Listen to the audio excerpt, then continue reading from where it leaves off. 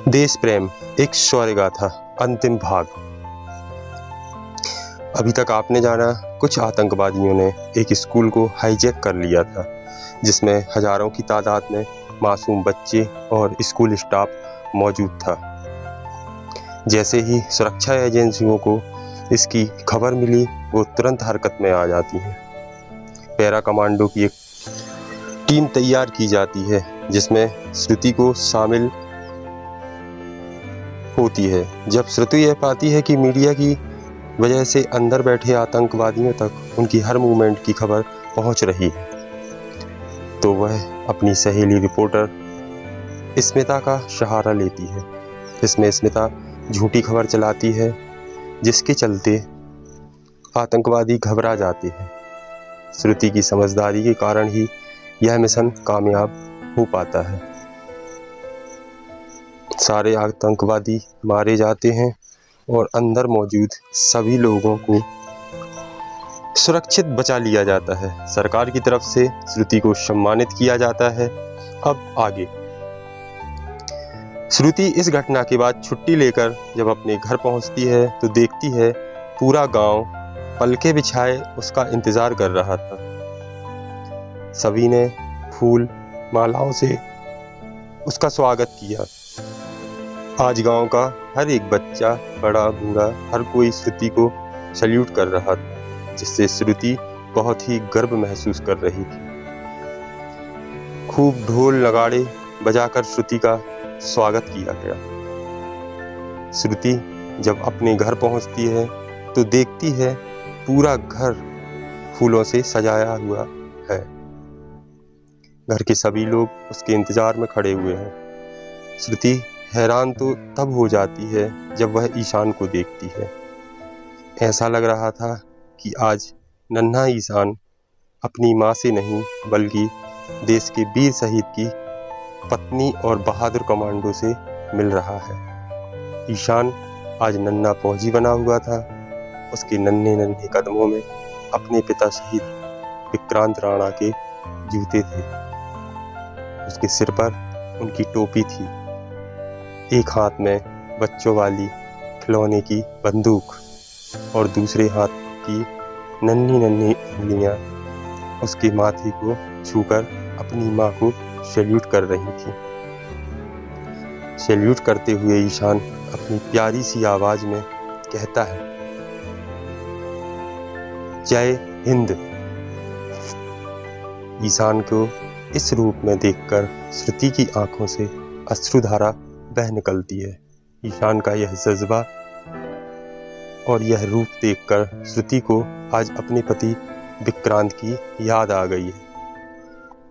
विक्रांत में भी तो अपने पिता को देखकर यही देशभक्ति की भावना जागी थी, और आज श्रुति को देखकर ईशान भी बिल्कुल वैसा ही कर रहा था।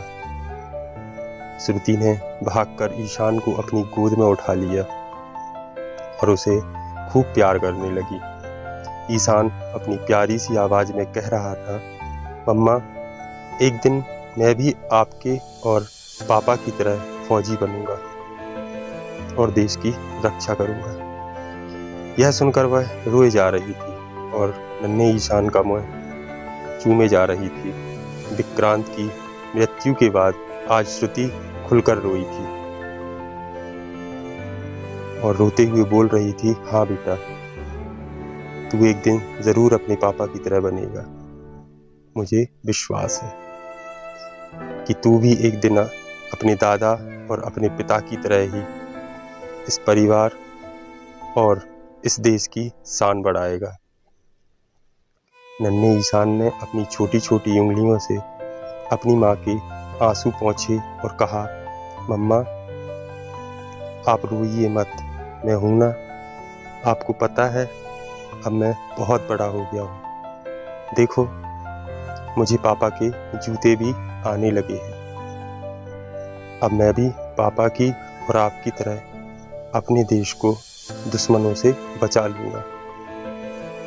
श्रुति की भाभी नीलम ने आकर उसे गले से लगा लिया और कहा, मुझे गर्व है श्रुति कि मेरे विक्रांत की हमसफर बनकर तुम इस घर में आई। देखना हमारा परिवार ऐसे ही देश को अपने बेटे और बेटी उनकी सेवा के लिए सौंपता रहेगा। धीरे धीरे समय गुजर जाता है। अब ईशान बड़ा हो चुका था और ईशान ने अपनी माँ से बचपन में किया हुआ वादा पूरा किया। ईशान एयरफोर्स में फाइटर पायलट बन गया। देश के काबिल अफसरों में उसकी गिनती होने लगी। तो देखा आप सभी ने, एक पूरे परिवार ने पीढ़ी दर पीढ़ी देश की रक्षा की और इस देश का मान सम्मान बढ़ाया। हम सभी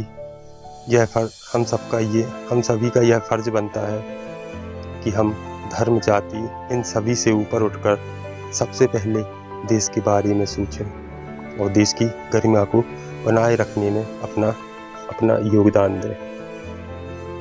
ज़रूरी नहीं है कि आप सब फौज में ही भर्ती हो जाएं। आप जो भी काम करते हैं बस ईमानदारी से करिए। एक टीचर बच्चों का भविष्य संवार कर देश की सेवा करता है। एक किसान देश का अन्नदाता बनकर देश की सेवा करता है। एक जवान सरहद पर दुश्मन से देश की रक्षा करता है। यदि आप और हम सब मिलकर देश से भ्रष्टाचार खत्म कर दें तो एक दिन हमारा देश दुनिया में सबसे अव्वल दर्जे पर होगा। हमारा देश संस्कृति, आध्यात्मिकता और अन्य कई चीज़ों में विश्व गुरु रहा है। तो आइए हम सब मिलकर देश को भ्रष्टाचार मुक्त करें और इस देश की सेवा में अपना योगदान दें। जय हिंद, जय भारत।